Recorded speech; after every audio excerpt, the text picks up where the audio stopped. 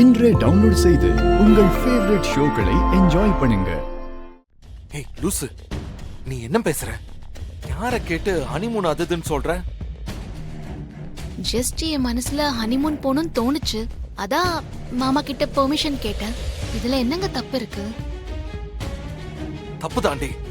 Honeymoon போறத பத்தி நான் டிசைட் பண்ணணும். நீ பாட்டுக்கு ஒரு ஐடியா பண்ணிட்டு சொல்ற. அதை கேக்குற அளவுக்கு நான் இடியட் இல்ல.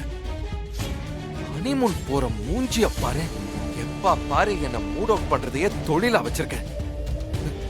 விஷால் அண்ணா சாப்பிட்டு போடா அண்ணா. ஏய் பாத்தியா?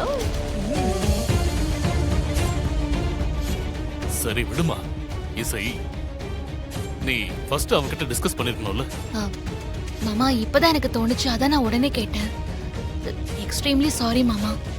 சரி பரவாயில்ல, நீ முதல்ல அவனை கன்வின்ஸ் பண்ண முடியுமான்னு பாரு. மாமா அவரை நான் ஈஸியா கன்வின்ஸ் பண்ணிடுவேன். அவரை ஓகே சொல்ல வைக்க வேண்டியது என்னோட கடமை. அதை நான் பாத்துக்கிறேன். எனக்காக நீங்க ஏற்காட்டுக்கு புக் பண்ணி கொடுக்க முடியுமா ப்ளீஸ்? கண்டிப்பா அனுப்புறேன். நான் புக் பண்றேன். ரொம்ப தேங்க்ஸ் மாமா.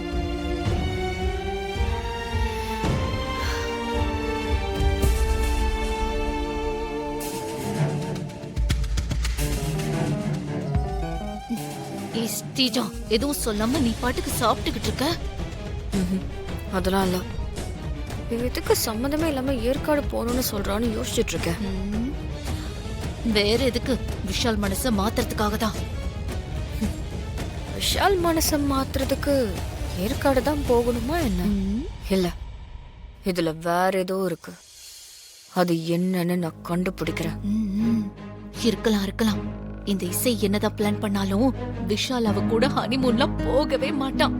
அவன் மூஞ்சிய பார்த்தல, அவன் ரொம்ப கோவமா போனா நமக்கு அது போதும். ஸ்ரீஜா, உள்ள போனவன் இவ்வளவு வேகமா வரா, என்ன விஷயமா இருக்கும்?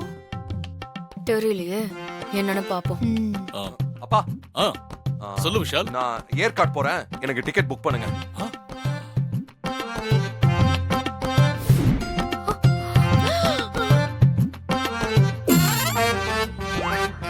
எனக்கு ஏற்காடு போறியா?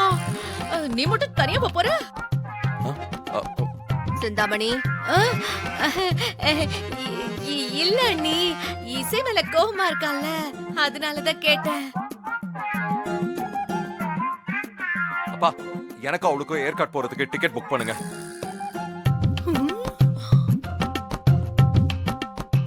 ஏண்டா அது சிரிச்சிட்டே சொன்னா என்னடா? அப்பா, எனக்கு இவ்வளவு நேரம் கிளாஸ் எடுத்த மாதிரி அண்ணனுக்கும் கிளாஸ் எடுங்க. அப்பதான் அண்ணன் சிரிப்பான்.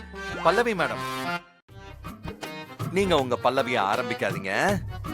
ஏற்கனவே அவ பாடின பாட்டெல்லாம் கேட்டு காதெல்லாம் வலிக்குது.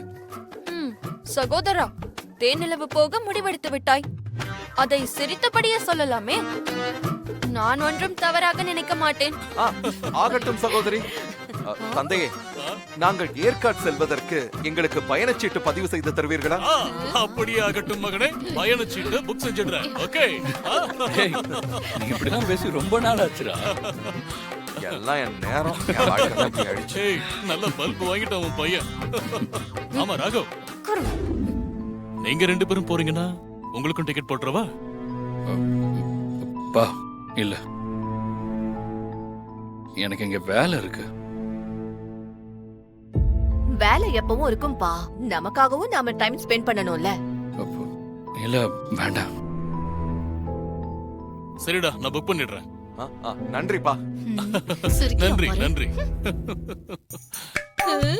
என்னது ஏற்காடு போறனா? நிஜமாவா? என்ன நடக்குதுன்னு ஒண்ணுமே புரியலையே. சிந்தாமணி, உனக்கு எந்த நேரத்துல என்ன பேசணும்னு தெரியாது. இல்ல, நீ விஷால் மனசொடிஞ்சு போற மாதிரி தெரிஞ்சது, அதனாலதான். அத்தை, அதெல்லாம் அண்ணி பாத்துப்பாங்க. நீங்க ஃபீல் பண்ணாதீங்க. ஸ்ரீஜா, எதுக்கு இசை திடீர்னு ஏற்காடு போகணும்னு சொன்னா? அதான் எனக்கும் புரியல. அதுவும் ஹனிமூனுக்கு போறேன்னு சொன்னப்போ எனக்கும் அப்படிதான் தெரிஞ்சது. விஷால் முதல்ல போக மாட்டேன்னு தான் சொன்னா. அந்த பெட்ரூம் போயிட்டு வந்ததுக்கு அப்புறம் இசை சொல்றதுக்கு ஜால்ரா அடிக்க ஆரம்பிச்சிட்டான். ஏதோ ஒண்ணு உங்களுக்குள்ள இருக்குதானே? அந்த ஏதோ ஒண்ண எப்படி நம்ம தெரிஞ்சுக்கிறது? ஆ, ஆ, சொல்ல மறந்துட்டு ஸ்ரீஜா. காலையில விஷாலோட ஃப்ரெண்ட் இளைய ரகுமான் ராஜா வந்துட்டு போனான். வந்தவன் ஏதோ பேப்பரை காட்டி விஷால் கிட்ட ரொம்ப சீரியஸா பேசிட்டு இருந்தான். விஷால் போன கொஞ்ச நேரத்துல இசை வெளியே போனா. பார்த்தா விஷால் ஃப்ரெண்ட் கையில இருந்த பேப்பர் திரும்பி வரும்போது இசை கையில இருந்துச்சு. அப்படியா? ஹா, அப்போ அந்த பேப்பர்ல தான் ஏதோ ஒன்னு இருக்குன்னு சொல்றீங்களா? எனக்கு தெரியலம்மா, நான் பார்த்ததான் சொன்னேன். நீங்க சொன்ன மாதிரி அந்த பேப்பர்ல என்ன இருக்குன்னு தெரிஞ்சுக்கணும். அது எப்படி தெரிஞ்சுக்கிறது? பேப்பர் தான் இசை கையில இருக்கே. இசை என்ன இமயமலையிலயா இருக்கா? இப்பவே போறேன், அந்த பேப்பர்ல என்ன இருக்குன்னு தெரிஞ்சுட்டு வரேன். இப்ப வா. இப்பவே போய் நான் பாத்துட்டு வரேன். போட்டும் போட்டும், தெரிஞ்சுக்கிட்டும். இதோ ஸ்ரீஜா, இந்த பேப்பர் தான்.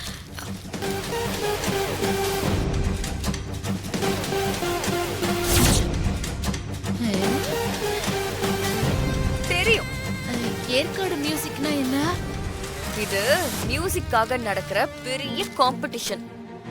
இதுல கலந்துகிட்டு வின் பண்றதுதான் விஷாலோட ஆசை. இது தெரிஞ்சிட்டு தான் மேடம் விஷால ஏற்காடுக்கு கூட்டிட்டு போறாளா? ஓ, இதத்தான் அப்போ விஷாலோட ஃப்ரெண்ட் சொல்லிருப்பானோ? இப்பதான் அவன் ஏற்காடு எதுக்கு போறான்னு புரியுது. விஷாலுக்கு பிடிச்சத செஞ்சு அவன் மனசுல இடம் பிடிக்கணும்னு நினைக்கிறான். அந்த இசை செஞ்சாலும் செய்வான், அவதான் காரியக்காரியாச்சே. எதுக்கும் இந்த பேப்பர்ல இருக்கிறதுல உண்மையானு செக் பண்ணிக்கலாம். இவளெல்லாம் நம்ப முடியாது.